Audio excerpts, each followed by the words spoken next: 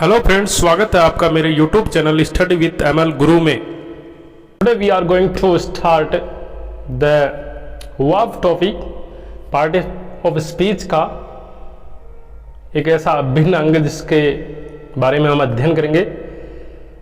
Verb कितने type की होती है? ऑब्जेक्ट के आधार पर वर्ब दो प्रकार की होती है, ट्रांजिटिव, इंट्रांजिटिव। अभी यहाँ पर वर्ग के आधार पर वर्ब के टाइप है। फर्स्ट जो टाइप है इसका लेक्सिकल है और दूसरा टाइप है इसका ऑक्सिलरी वर्ब है। तो बने रहिए मेरे साथ इस वीडियो को देखने के लिए।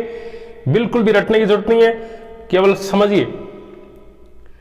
लेक्सिकल को मेन वर्ब कहते हैं, प्रिंसिपल वर्ब कहते हैं, मुख्य क्रिया कहते हैं। ऑक्सिलरी वर्ब को सहायक क्रिया कहते हैं, हेल्पिंग वर्ब कहते हैं। तो वर्ब के दो टाइप है, मेन वर्ब और हेल्पिंग वर्ब। लेक्सिकल वर्ब हो या और helping auxiliary verb. Main verb को लेक्सिकल वर्ब कहते हैं और हेल्पिंग वर्ब को ऑक्सिलरी वर्ब कहते हैं। ऑक्सिलरी वर्ब के तीन टाइप है, प्राइमरी, मॉडल और marginal. Primary auxiliary verbs, model auxiliary verbs, marginal auxiliary verbs. अब देखिए लेक्सिकल वर्ब क्या होती है। लेक्सिकल मेन वर्ब के 5 रूप है सेंटेंस में। मेन वर्ब का काम करती है, मेन वर्ब की जगह प्रयुक्त होती है, मेन वर्ब के रूप में यूज्ड होती है। क्रिया के 5 रूप है, मेन वर्ब के 5 रूप है। क्रिया की first form, second form, third form, fourth form, fifth form. Third form को पास्ट पार्टिसिपल फॉर्म कहते हैं और फोर्थ फॉर्म जो होती है वो कंटिन्यूस टेंस में यूज होती है। और फोर्थ फॉर्म जो होती है क्रिया की चौथी फॉर्म, उसका निर्माण क्रिया में, क्रिया के अंत में यानी क्रिया के सफिक्स लगाया जाता है आईएनजी। यानी आईएनजी वाली क्रिया जो होती है क्या होती है? चौथी फॉर्म होती है। और पांचवी जो फॉर्म होती है क्रिया के अंत में एस या ईएस लगाने से पांचवी फॉर्म का निर्माण होता है और इनका अर्थ स्वतंत्र होता है। लेक्सिकल वर्ब कहलाती है, मुख्य क्रिया कहलाती है। इन्हें सामान्य ऑर्डिनरी वर्ब्स कहते हैं, सामान्य क्रिया भी कहते हैं। जैसे गो है, लाफ है, रन है, वॉक है, ईट है इत्यादि। इन वाक्य में लेक्सिकल वर्ब्स को जो यूज है, प्रयोग है, वो देखते हैं, समझने का प्रयास करते हैं। He write a letter, first form है he wrote a letter. Second form है wrote, write first form present simple tense, wrote second form past simple tense. He has not written a letter, written third form. और ये present perfect tense का वाक्य he is writing a letter. क्रिया की चौथी form continuous tense का निर्माण करती है, प्रेजेंट कंटिन्यूस टेंस का वाक्य है ही राइट्स ए लेटर। क्रिया की पांचवी फॉर्म और प्रेजेंट सिंपल टेंस का निर्माण करती है। अब देखें ऑक्सिलरी वर्ब्स क्या होती है। वे वर्ब्स जो हेल्प करती है, असिस्ट करती है, इन्हें हेल्पिंग वर्ब भी कहते हैं। मेन वर्ब के साथ इनका यूज होता है और सेंटेंस में, और इनका यूज क्यों होता है? नेगेटिव बनाने में, इंट्रोगेटिव सेंटेंस बनाने में और टेंस बनाने में इनका यूज होता है। और इसके अलावा किसी सेंटेंस में पॉसिबिलिटी, संभावना, विलिंगनेस, इच्छा, थ्रेटनिंग, धमकी यानी मूड्स को शो करने के लिए इनका यूज सेंटेंस में होता है। यानी कहने का मतलब ये मॉडल वर्ब्स का भी काम करती है और इन्हें हेल्पिंग वर्ब भी कहा जाता है। अब देखिए प्राइमरी ऑक्सिलरी वर्ब्स कौन कौन सी होती है। जैसे टू डू है, टू हैव है, टू बी है। अब प्राइमरी ऑक्सिलरी वर्ब्स में टू डू है, डिड है, डू और डज है, ये प्रेजेंट सिंपल टेंस की प्राइमरी ऑक्सिलरी वर्ब है। और डिड है पास्ट सिंपल टेंस की है। टू हैव है, इसमें 3 वर्ब्स हैं हेल्पिंग वर्ब। हैज है वो प्रेजेंट परफेक्ट टेंस की है और हैड पास्ट परफेक्ट टेंस की है। अब टू बी है, टू बी में इजेएमआर है, प्रेजेंट कंटिन्यूस टेंस की है। वॉज वर है, पास्ट कंटिन्यूस टेंस की है। फिर आती है बीन, BWN, बीन ये परफेक्ट कंटिन्यूस टेंस में इनका यूज होता है। 3 परफेक्ट कंटिन्यूस टेंस है, present perfect continuous tense, past perfect continuous tense, future perfect continuous tense. इनमें BWN वर्ब का यूज होता है। एक है BEING, बीइंग, यानी प्रेजेंट कंटिन्यूस टेंस और पास्ट कंटिन्यूस टेंस का पैसिव वॉइस बनाते समय BEING, बीइंग वर्ब का यूज होता है। फिर है BE, ये फ्यूचर कंटिन्यूस टेंस में इसका यूज होता है। नेक्स्ट है मॉडल ऑक्सिलरी वर्ब्स। मॉडल जो वर्ब्स होती है जैसे can, could, may, might, shall, should, will, would, ought to, must, ये मॉडल वर्ब्स होती है। ये 10 होती है संख्या में। फिर है मार्जिनल ऑक्सिलरी वर्ब्स, ये यूज टू, नीड और डेयर, ये 3 मार्जिनल ऑक्सिलरी वर्ब्स होती है। इन वाक्य में ऑक्सिलरी वर्ब्स के प्रयोग के देखिए और समझने का प्रयास करें। He is writing a letter, present continuous tense का वाक्य है और इज यहाँ पर हेल्पिंग वर्ब है और राइटिंग को असिस्ट करती है, राइटिंग मेन वर्ब को असिस्ट करती है। Second, I am writing a book, am यहाँ पर हेल्पिंग वर्ब है, रीडिंग मेन वर्ब को असिस्ट करती है, प्रेजेंट कंटिन्यूअस टेंस का वाक्य है। You don't like her negative sentence है, और नेगेटिव सेंटेंस बनाने में डू जो हेल्पिंग वर्ब है प्रेजेंट कंटिन्यूअस टेंस का वाक्य है, नेगेटिव सेंटेंस बना रहा है। Do you speak English, do main verb है, ये डू यहाँ पर हेल्पिंग वर्ब है और इंट्रोगेटिव सेंटेंस बनाने में मदद करती है। प्रेजेंट सिंपल टेंस का वाक्य है, you don't like her present simple tense का वाक्य है, दोनों ही sentence. Her father may come today, it might rain today, यहाँ पर ये जो मे और माइट है ये मॉडल का काम करती है। He can lift this box, इसमें कैन भी यहाँ पर मॉडल है, तो समझने का हमने प्रयास किया। अब देखिए ऑक्सिलरी वर्ब्स जो होती है नोट नंबर फर्स्ट, जैसे इज एम आर है, हैज है, वॉज वर है, इनका प्रयोग सेंटेंस में स्वतंत्र रूप में मेन वर्ब के रूप में भी होता है। जैसे I am an advocate, I am a doctor, I am a teacher, am है जो यहाँ पर है, he is a doctor, is है, ये मेन वर्ब का भी काम करती है। जैसे she is a good girl, is यहाँ पर मेन वर्ब है। You have a match, have यहाँ पर मेन वर्ब है। He was an honest man, यहाँ पर एच जो है साइलेंट है, बहुत सारे बच्चे इसको ऑनेस्ट बोलते हैं, परंतु इसका जो करेक्ट प्रोनाउंसिएशन है वो ऑनेस्ट है। He was an honest man, they are industrials, तो यहाँ पर इज, हैव, वॉज, आर ये मेन वर्ब का फंक्शन करती है। सेकंड पॉइंट है ऑक्सिलरी वर्ब, जैसे be, do, have, need, dare का प्रयोग लेक्सिकल वर्ब के रूप में भी होता है। जैसे I was doing his work, यहां पर डूइंग क्या है, लेक्सिकल वर्ब है। डूइंग क्या है, लेक्सिकल वर्ब है। Second sentence I have written a book, ये मिसप्रिंट है, यहां पर हैव है वो क्या है, हेल्पिंग वर्ब है, जबकि रिटन यहां पर मेन वर्ब है।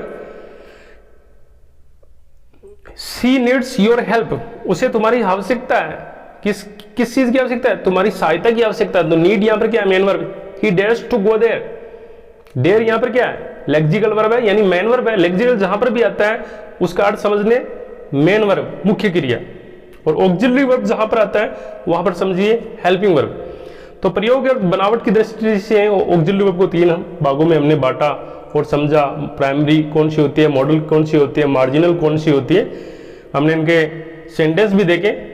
चलिए अब देखते हैं आगे, कुछ इंपॉर्टेंट फैक्ट्स हैं ऑक्सिलरी वर्ब्स के हेल्पिंग वर्ब। कुछ इंपॉर्टेंट फैक्ट्स है कि ऑक्सिलरी वर्ब्स का यूज कहां होता है, कैसे होता है, कौन सी क्रिया के साथ होता है, उसका रूल हम देखते हैं। तो बिल्कुल भी रटने की जरूरत नहीं है, समझिए, की to the point. First rule है मॉडल ऑक्सिलरी वर्ब्स का प्रयोग मेन वर्ब के रूप में नहीं होता है, इनका प्रयोग हेल्पिंग वर्ब के रूप में होता है। ध्यान दीजिए बात को, लाइन को नोट कीजिए। मॉडल का प्रयोग हेल्पिंग वर्ब के रूप में होता है, मेन वर्ब के रूप में नहीं होता है। जैसे you can help me, he will go there tomorrow, it may rain today, she could pass the examination, तो यहाँ पर कैन, विल, मे, कुड है। We must respect our elders, यहाँ पर ये जो वर्ड्स आए हैं can, will, may, could, must, ये एक हेल्पिंग वर्ब का काम करते हैं, न कि मेन वर्ब का।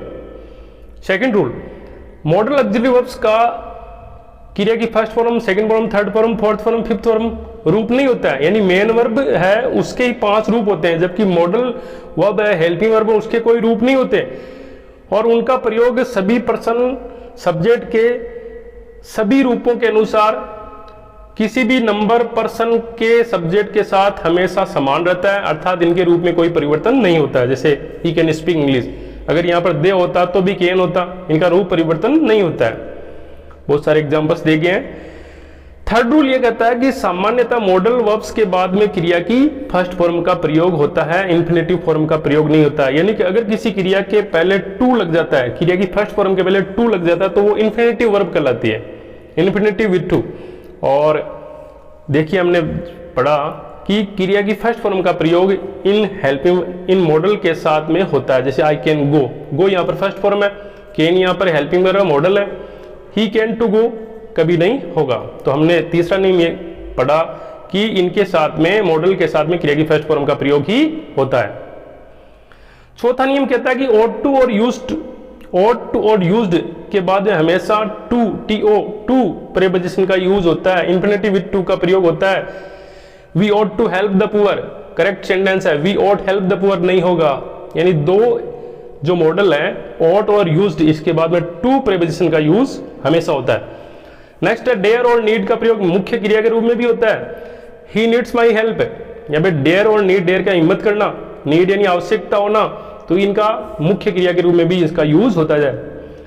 सी does not dare to go there, उसने वहां जाने की हिम्मत नहीं है, उसमें वहां जाने की हिम्मत नहीं है। ही नीड्स माई हेल्प, उसे मेरी आवश्यकता, उसे मेरी सहायता की आवश्यकता है। छठा नियम है वर्ब टू बी का प्रयोग कंटिन्यूस टेंस में। वर्ब टू बी का मतलब इजेमार वाज वर्ब का कंटिन्यूस टेंस में क्रिया की चौथी फॉर्म को क्या कहते हैं? Present participle. आईएनजी वाली जो क्रिया होती है उसको प्रेजेंट पार्टिसिपल कहते हैं, चौथी फॉर्म कहते हैं। उसके पहले टू बी वर्ब का प्रयोग होता है। टू बी का ध्यान दिमाग में बैठा लो, टू बी है इजेमार है। टू बी का मतलब क्या है? इजेमार है, वॉजवर है, प्रेजेंट टेंस है इजेमार है, पास्ट टेंस है वॉजवर है। दिमाग में बैठा लो बिल्कुल भी। तो हमने देखा ही इज टेकिंग कॉफी, तो यहां पर इज क्या है? टू बी फॉर्म है, और टेकिंग क्या है? मेन वर्ब है। I was flying cricket, flying क्या है? मेन वर्ब है। वॉज क्या है? टू बी फॉर्म है, पास्ट की है। शी विल बी डांसिंग, तो हमने 3 एग्जाम्पल देखे। 7वां नियम कहता है वर्ब टू बी का प्रयोग पैसिव वॉइस में क्रिया की थर्ड फॉर्म के, यानी थर्ड फॉर्म जो होती है उसको पास्ट पार्टिसिपल फॉर्म कहते हैं, और थर्ड फॉर्म के पहले वर्ब टू बी यानी इजेमार वाजवर का प्रयोग होता है। जैसे a letter was written by me. अब पैसिव वॉइस में ध्यान रखना, हमेशा क्रिया की थर्ड फॉर्म ही होगी, और थर्ड फॉर्म को क्या कहते हैं? पास्ट पार्टिसिपल फॉर्म कहते हैं। 8वां नियम वर्ब टू बी यानी इजेमार वाज वर्ब हैज हैव का प्रयोग पैसिव वॉइस में इंट्रांजिटिव वर्ब के पहले होता है, इंट्रांजिटिव वर्ब के थर्ड फॉर्म के पहले होता है। अब देखो पैसिव वॉइस में थर्ड फॉर्म आती है, तो बिल्कुल भी दिमाग में बैठा लो कि पैसिव वॉइस थर्ड फॉर्म, और ट्रांजिटिव वर्ब ऑब्जेक्ट होता है उसके साथ। इंट्रांजिटिव वर्ब जिसके साथ ऑब्जेक्ट नहीं होता है, अपना पूरा अर्थ स्वतंत्र रूप से खुद देती है। तो the sun has come out, come यहां पर क्या? इंट्रांजिटिव वर्ब है, तो यहां पर पैसिव वॉइस है ये सेंटेंस, और कम यहां पर थर्ड फॉर्म है। तो हैज यहां पर जो टू बी फॉर्म है, कहने का मतलब है पैसिव वॉइस में थर्ड फॉर्म के पहले टू बी का प्रयोग होता है, इजेमार वाज वर्ब का प्रयोग होता है, जेव का प्रयोग होता है। अगला नियम 9वां और 10वां यह कहता है कि डू डज डिड का प्रयोग प्रेजेंट सिंपल टेंस और पास्ट सिंपल टेंस में नेगेटिव और इंट्रोगेटिव सेंटेंस बनाने में होता है। जैसे he does not want to tell a lie, negative sentence है, निगेटिव सेंटेंस है। Does he want to tell a lie, interrogative sentence बन जाएगा। तो इस तरह से हमने ये नियम पढ़े। अगला नियम है डू डज डिड का प्रयोग सिंपल प्रेजेंट टेंस और सिंपल पास्ट टेंस के सेंटेंस को इंफेटिक बनाने के लिए किया जाता है। इंफेटिक, ध्यान से सुनना, इंफेटिक यानी जोड़ देना, प्रभावी बनाना। He does sing a song, he does sing a song. Do write a letter, write a letter, पत्र लिखो। राइट ए लेटर, एक पत्र लिखो। डू राइट ए लेटर, एक पत्र लिखो ही, जरूरी, प्रभावी। You do write a letter. He did drink a glass of milk, यानी सेंटेंस को इंफेटिक बनाने के लिए डू डज डिड का प्रयोग होता है। रूल नंबर 12 यह कहता है कि डू का प्रयोग नेगेटिव इंपेरेटिव सेंटेंस और इंपेरेटिव सेंटेंस बनाने के लिए होता है, और नेगेटिव तथा इंपेटिक बनाने के लिए भी किया जाता है। इंपेरेटिव सेंटेंस का नेगेटिव यानी डोंट से शुरू होगा सेंटेंस, और इंपेटिक बनाने के लिए किया जाता है। यानी कहने का मतलब डू इंपेरेटिव सेंटेंस होगा तो क्रिया की फर्स्ट फॉर्म से सेंटेंस शुरू होगा, और डोंट आ गया तो यानी नेगेटिव इंपेरेटिव सेंटेंस होगा। नेगेटिव इंपेरेटिव सेंटेंस क्या होता है? डू और नॉट से शुरू होने वाला सेंटेंस नेगेटिव इंपेरेटिव सेंटेंस कहलाता है। यानी don't say, don't play here, यहां मत खेलो। डोंट गो देयर, वहां मत जाओ। डोंट डांस हियर, यहां मत नाचो, नेगेटिव इंपेरेटिव सेंटेंस है। Do sing it again, do write a letter, imperative sentence है परंतु इंफेटिक बना दिया इसके। नेक्स्ट है हैज हैव हैड का प्रयोग प्रेजेंट परफेक्ट टेंस और पास्ट परफेक्ट टेंस में क्रिया की थर्ड फॉर्म के पहले होता है। जैसे I have made a mistake, he had made a mistake, तो यहां पर हैज हैव हैड का प्रयोग पास्ट पार्टिसिपल फॉर्म के पहले हुआ है। अब नोट देखिए, is am are, was were, been, do, does, did, has, have, had का प्रयोग मेन वर्ब के रूप में भी होता है। हमने ये पढ़ा है पहले। जैसे we are happy, she is happy, she is naughty, he is a good man, they are sellers, they were sellers. तो यहाँ पर जो हेल्पिंग वर्ब आई है वो मेन वर्ब का काम करती है। अब देखिए एक स्ट्रक्चर आता है is am are, was were, has have, had plus to infinitive. जैसे I am to see her tomorrow, मुझे उससे कल मिलना ही है, मुझे उससे कल मिलना है। I have to go home, मुझे घर जाना है। I am to go home. तो इस प्रकार से इस स्ट्रक्चर में इन्फिनेटिव विद टू के साथ बी वर्ब्स का प्रयोग, टू बी वर्ब का प्रयोग होता है। और ये जो सेंटेंस है ये फ्यूचर टाइम को डिनोट करते हैं। इस तरह से हमने ये पढ़ा verb topic, some important facts of verb. और अगर आप इसी तरह के अपडेट्स वीडियोस प्राप्त करना चाहते हैं तो मेरी वीडियो को लाइक कीजिए, शेयर कीजिए। और अगर आप नए हैं मेरे चैनल पर तो बने रहिए मेरे साथ, मेरे चैनल को सब्सक्राइब कीजिए, कमेंट कीजिए, लाइक कीजिए और वीडियो को शेयर कीजिए। Thank you very much.